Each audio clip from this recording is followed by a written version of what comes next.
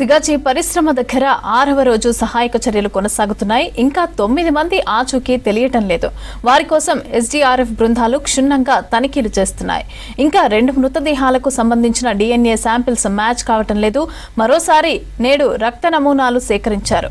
9 మంది ఆచూకీ దొరికే వరకు రెస్క్యూ కొనసాగుతుందని అంటున్నారు అధికారులు. మరిన్ని వివరాలు శ్రీధర్ అందిస్తారు. సిగాచి ప్రమాద ఘటన తర్వాత 6వ రోజు కూడా సహాయక చర్యలు కొనసాగుతున్నాయి. ఈ రోజు ఉదయం నుంచి అయితే బాధితులకు సంబంధించిన DNA శాంపిల్ సేకరిస్తున్నారు. ఇంకా 9 మంది ఆచూకీ లభించలేదు.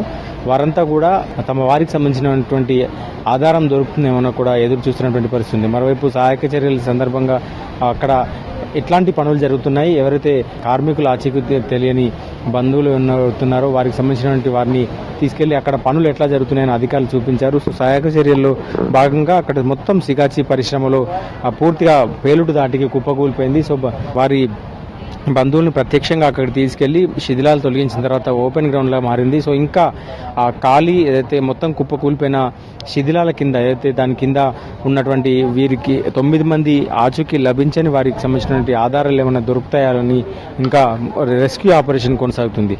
సో ఈ ఆపరేషన్ పూర్తయిన తర్వాతనే ఏదైనా క్లారిటీ వచ్చే అవకాశం ఉంటుందంటూ కూడా వీరికి అధికారులు చెప్తున్నారు.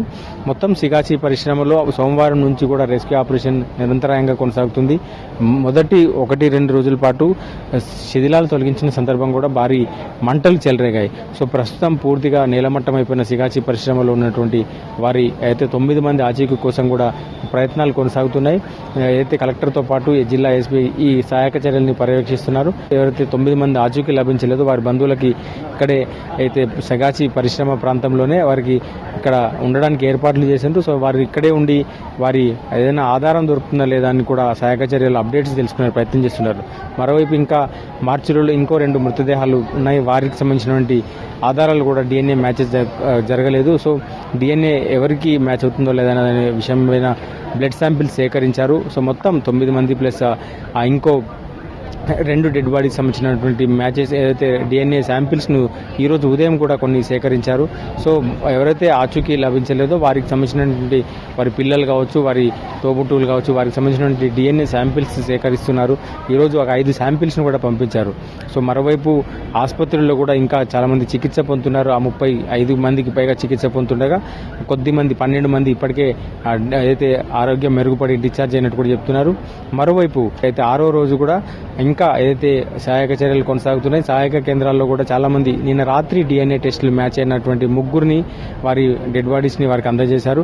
అందజేస్తున్న సందర్భంలో కూడా ₹1,00,000 నగదు ప్రభుత్వం ఇస్తుంది. దాంతోపాటు ఎస్కార్ట్ ద్వారా మృతదేహాన్ని మొత్తం పూర్తిగా ప్యాక్ చేసిన తర్వాత ఫ్రీజర్ లో ఉంచి అంబులెన్స్ లో ఉంచి వారి సొంత ప్రాంతానికి తరలించేందుకు ఎస్కార్ట్ వాహనంతో పంపిస్తున్నట్టు కూడా అధికారులు చెప్తున్నారు.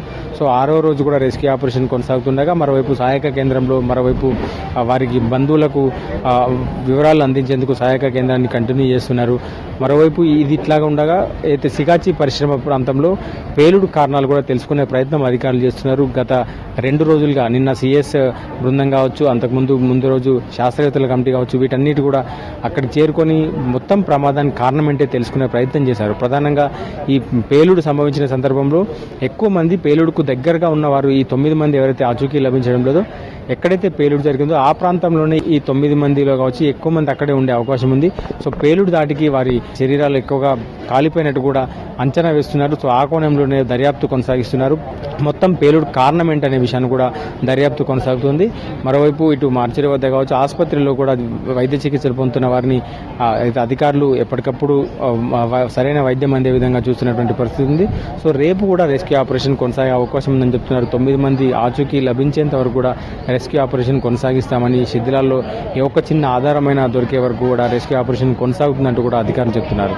కెమెరామెన్ రాజుతో శ్రీధర్, విస్క్ న్యూస్, సిగాచి పరిశ్రమ వద్ద నుండి.